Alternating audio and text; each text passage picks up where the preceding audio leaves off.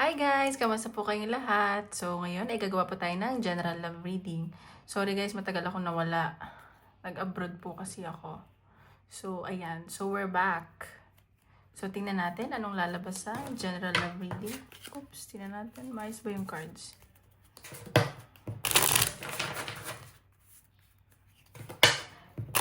Pero nung nasa abroad ako, nagre-read pa rin naman ako. Pero private. Di ako nag-upload sa YouTube. Medyo busy. So tingnan natin.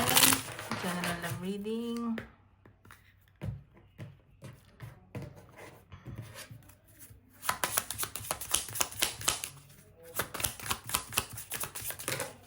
Oops, isa lang.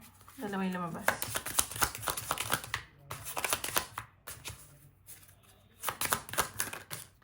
Okay, treasure. So, nakikita ko dito, pinapahalagahan mo yung connection nyo ng person mo? Or isa sa inyo, talaga pinapahalagahan tong connection na kung anong meron kayo? Ayan, fun. So, masaya kayo sa isa't isa, nag-i-enjoy kayo, like, nagiging, alam niyo yung tanggap niyo isa't isa, kahit komportable kayo, kung sino kayo, ano kayo sa isa't isa. Ganun yung nasa-sense ko. So, tingnan natin. General reading.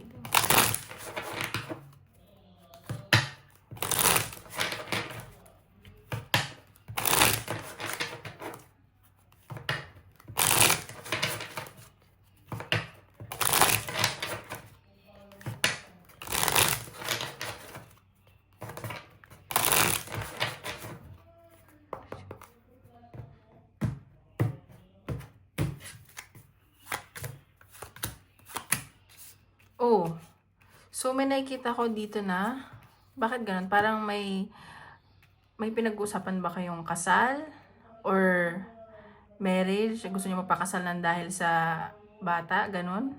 Ganun yung nasa sense ko. Like, may nabuo na ba kayong pamilya? Or may involved dito na ibang pamilya? Ayan o, hindi kayo masyadong nag-uusap ng person mo ngayon. Ganyan nasa sense ko. Ayan.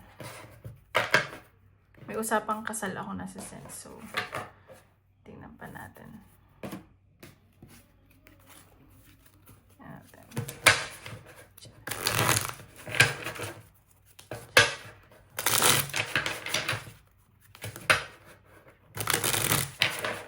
Isin natin to.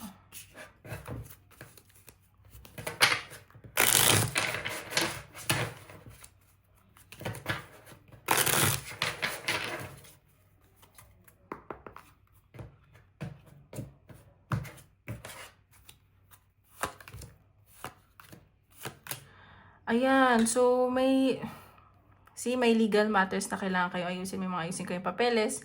Baka nga nag-uusap kayo tungkol sa kasal, ganyan. And sa nakikita ko dito, parang nagkabalikan lang kayo. Ganun yung nasa sense ko. Kasi na-miss nyo yung isa't isa. Or parang may involved na bagong love dito sa connection nyo. Pero mas nasa sense ko like nagkabalikan kayo. May inaayos kayong mga legal matters dito. Siguro nga, nag-uusap kayo magpakasal. Ayan o. I-follow mo daw yung intuition mo. And, ayun o, may competition. May ibang taong involved. It's not necessarily mean like ibang babae, like third party romantically, maybe. Yun nga sabi ko, ibang pamilya, mother-in-law, ganun. Or kapatid, or something ganyan. So, sabi ko sa inyo, wala kayong pag-uusap. Ayan. Nag-aantay ka rin ng tawag galing sa kanya. So, ayun. Tingnan pa natin.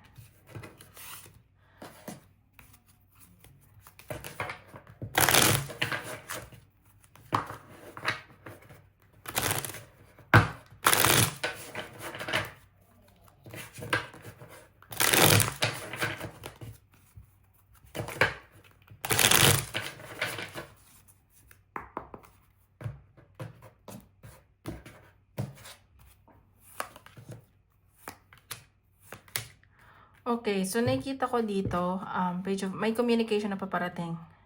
So, kinaantay mo yung person mo, tatawag yun, mag-message yun. May i-offer siya sa'yo, may i-aalok siya sa'yo, at magiging masaya ka dito sa i-aalok niya. Pero sa nakikita ko, pag-iisipan mo, pero deep inside masaya ka. Parang, kung no contact kayo, parang malalight up yung, mababrighten yung araw mo. Ganon. Ayun, no, pero pag-iisipan mo may offer talaga siya sa yung new beginning. So, nag-aantay ka dito. Ayan, nag-aantay ka at minamanifest mo tong person mo o yung connection nyo, pinagdadasal mo. At sa nakikita ko may panghihinayang ka. Parang iniisip mo yung mga kasinungalingan niya, ganyan. At nakikita ko, mahal mo itong person mo at mahal ka rin naman niya. Isa sa inyo sobrang sumasakit na yung ulo kakaisip. Ayan o, baka may ma-involve ditong bata. Or namimiss niyo isa't isa. At ikaw nagpapakabisi sa work at siya rin. Yun na sa sense ko. Okay? So, tingnan pa natin yung advice na makikita natin. Advice.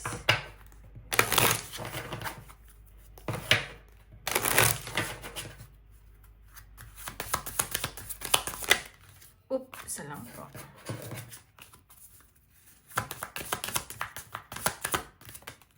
Hey, ba't ka nun? Ayan. Slay them all. So, ayan. So, kung may kumukontra nga sa connection nyo, huwag kang magpapatalo dun. Like, manalig ka sa connection naman nung meron kayo. At huwag kang panghinaan ng loob. Yun na sa sense ko. Kung natatakot ka, or may, ano ba to? Like, may mga doubts ka, huwag mong hayaan masira yun dahil yung connection nyo dahil dun. Ayun. Tingnan natin kung anong pwedeng message sa'yo ng person mo ngayon. Message sa'yo ng person mo.